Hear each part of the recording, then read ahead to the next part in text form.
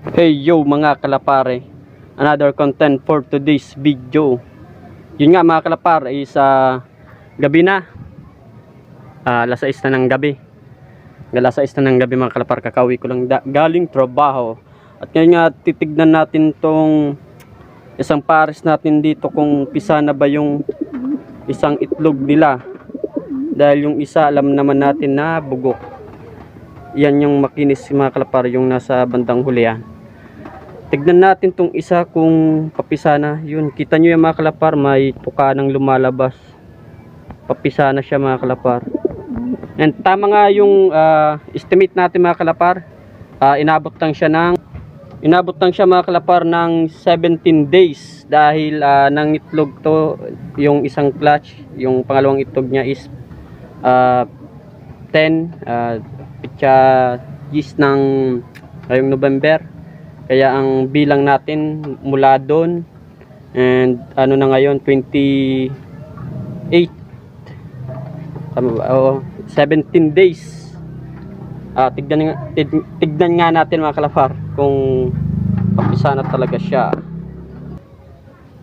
And ito na nga mga kalapare, yun, labas na ang tuka niya. Kita nyo mga kalapar.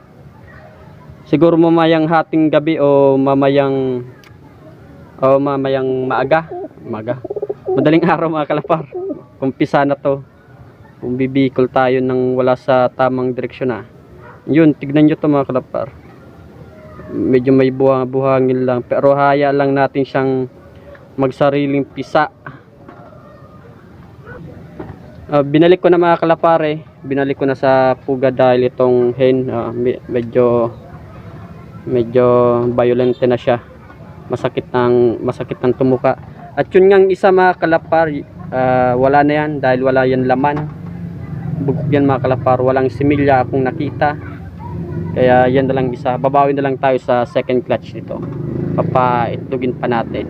And yung isang breeders natin sa baba mga kalapar, tignan natin kung papisa na rin. And yun mga kalapar, nandito na tayo sa kabilang breeder cage dito sa baba. Tignan natin kung papisa na rin.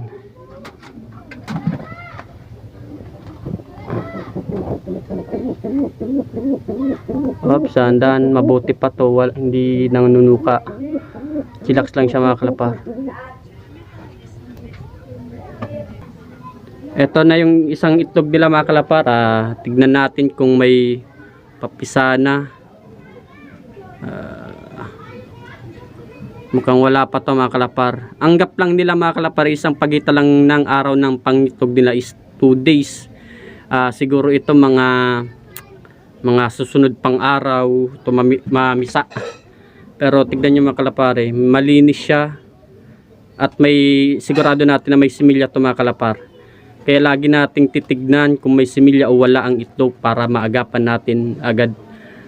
Para maitapon natin agad o may condition ulit ng mga breeders natin. Tignan natin din yung isa kung may sinyalis ba ng pagpisa. And ito yung isa mga kalapar. Mukhang wala pa rin tong wala pa siyang bakas ng pag-crack ng shell. Yun. Abangan na lang natin sa sunod na araw mga kalapare. Yun. And hanggang dito lang mga kalapare ang update natin. Sunod na ulit na video, abangan nyo, update ko kayo pag napisa na sila kung anong gagawin natin sa mga susunod na araw sa mga inakay, kung anong patuka ang gagamitin natin panimula sa kanila para sa maganda pangangatawan at para maikondisyon sila ng tama. And yun, hanggang sunod na ulit na video. Goodbye!